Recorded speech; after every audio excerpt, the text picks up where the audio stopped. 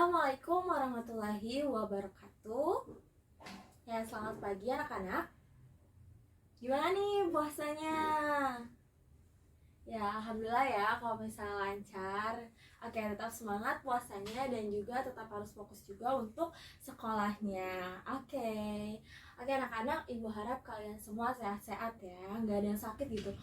Karena untuk kita sendiri, karena kita lagi masih dalam proses online ya, online class gitu, jadi harus tetap fit gitu. Oke, jangan lupa untuk mematuhi protokol kesehatan juga nih kemanapun dan dimanapun kalian berada, karena kita nggak ada yang tahu ya virus itu ada di mana, jadi lebih baik mencegah daripada harus mengobati. Oke, sekarang kita berdoa terlebih dahulu ya. Boleh langsung saja ketua kelas pimpin doa. Ya, alhamdulillah semoga kelas hari ini berjalan dengan lancar. Oke, kita absen terlebih dahulu ya. Oke, ibu rasa sepertinya anak-anak ibu hadir semua ya. Bagus-bagus. Tahankan ya anak-anak untuk kehadirannya. Oke, langsung saja. Jadi hari ini kita itu akan belajar apa itu etimologi multimedia. Nah, tujuannya itu ya pasti kita akan mengetahui apa itu multimedia. Mungkin di sini ada yang tahu apa itu multimedia? Wajib tahu sih, soalnya kan kalian jurusan multimedia, masa sih nggak tahu gitu. Oke, benar ya, bagus sekali. Baik, nanti akan ibu catat, ibu kasih poin. Oke, pertahankan ya. Oke, ada yang bisa nambahin lagi? Wah, bagus banget ya, Ajeng langsung bisa mengerti dari contoh multimedia yang ada di sekitar kita. Oke, kalau gitu ibu akan menjelaskan nih secara rinci apa itu multimedia.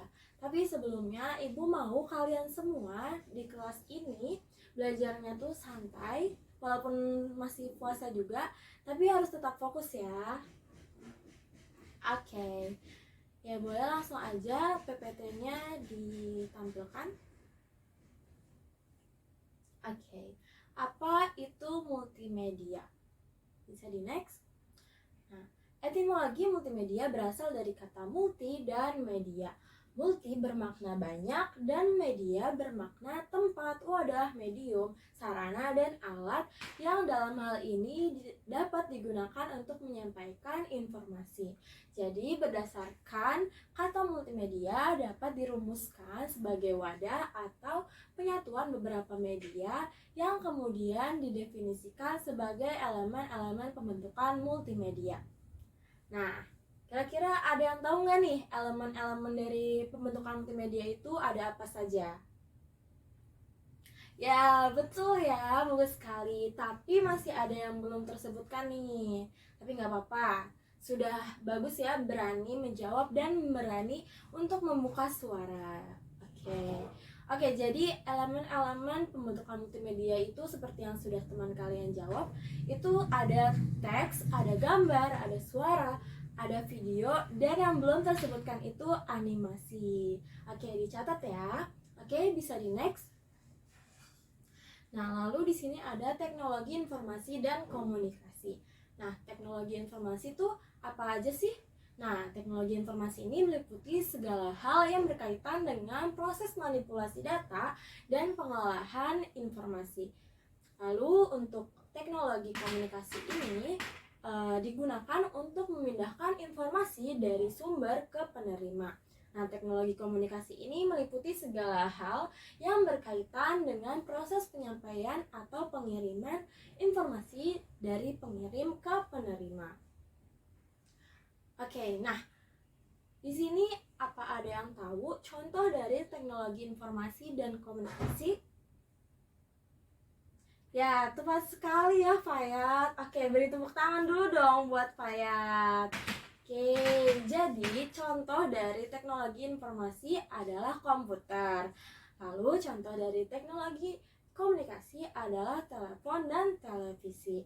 Nah, teknologi-teknologi tersebut itu sering kita gunakan ya, sering kita pakai juga. Oke, bisa di next. Nah, lalu di sini ada multimedia menurut para ahli.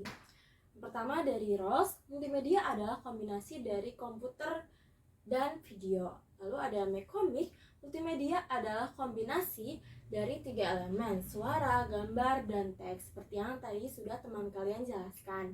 Lalu ada Turban dan kawan-kawannya. Multimedia adalah kombinasi dari paling sedikit 2 media input atau output. Nah, media ini dapat berupa foto, audio, suara, musik, animasi, teks, grafik, dan gambar. Nah, gambar sama foto sama saja ya. Nah, bisa di next. Nah, mungkin yang tadi itu merupakan etimologi dari multimedia. Oke, sekarang Ibu mau kasih tebak-tebakan nih.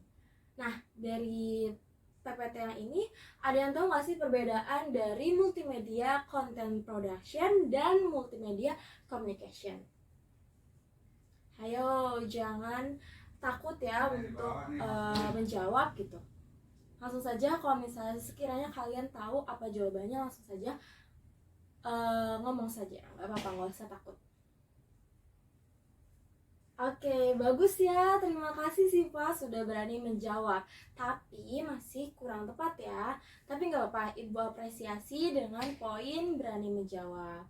Oke, kalau gitu Ibu saja yang bantu jelaskan ya. Jadi multimedia content production itu penggunaan dan pemrosesan beberapa media yang berbeda untuk menyampaikan informasi atau menghasilkan produk multimedia seperti musik, video, film, game, entertainment, dan lain-lain. Sementara multimedia communication adalah lebih ke menggunakan medianya saja, seperti media massa.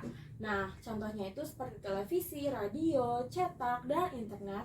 Nah, tujuannya itu untuk mempublikasikan, menyiarkan, atau mengkomunikasikan material advertising, publicity, entertainment, news, education, dan lain-lain. Nah, dalam kategori itu, media yang digunakannya adalah TV, radio, film, cetak musik, game, entertainment, tutorial, internet, dan masih banyak lagi. Nah, mungkin apakah ada yang mau ditanyakan? Oke, bagus sekali ya Desi atas pertanyaannya. Pas banget nih dengan materi selanjutnya. Nah, bisa di next. Oke, jadi gini ya. Untuk siklus hidup proses produksi produk multimedia itu terdiri dari 3 subproses. Yang pertama ada pre-production, ada proses production, dan yang terakhir itu ada post production. Nah, pada prosesnya itu meliputi proses penuangan ide atau proposal produk, lalu ada perencanaan proses produksi, lalu ada penyusunan dokumentasi, penyusunan tim, membangun prototipe, pengurusan hak cipta, lalu ada penandatanganan kontrak atau pembiayaan, dan masih banyak lagi. Nah, gimana? Sudah paham? Oke, kalau sudah paham, boleh di next aja. Wah, ternyata sudah selesai ya. Baik anak-anak, mungkin dari penjelasan Ibu yang tadi, apakah ada yang bisa memberikan kesimpulan untuk pelajaran hari ini? Wah, bagus ya Ronald. Oke, kita kasih tepuk tangan dulu dong buat Ronald. Alhamdulillah ya jika dimengerti oleh Ronald. Nah, Ibu harap yang lain juga mengerti ya dengan materi yang sudah Ibu jelaskan tadi. Jadi tidak hanya Ronald yang ngerti, yang lain juga harus ngerti. Nah, tapi Ibu akan menambahkan sedikit saja mengenai kesimpulan pertemuan hari ini. Jadi multimedia itu merupakan kombinasi dari beberapa elemen. Contohnya ada aplikasi, game online, dan masih banyak lagi contoh lainnya. Kalian bisa searching aja di internet. Lalu ada proses productionnya, yaitu ada multimedia content production dan multimedia communication. Nah, siklusnya itu berbeda-beda ya. Ada 3 proses, ada pre-production, ada post-production, dan ada pre-production. Nah, bisa diingat-ingat ya untuk materi hari ini. Oke, sepertinya waktu kita sudah habis ya, sayang sekali. Padahal masih banyak banget nih yang mau Ibu sampaikan gitu ke anak-anak sekalian.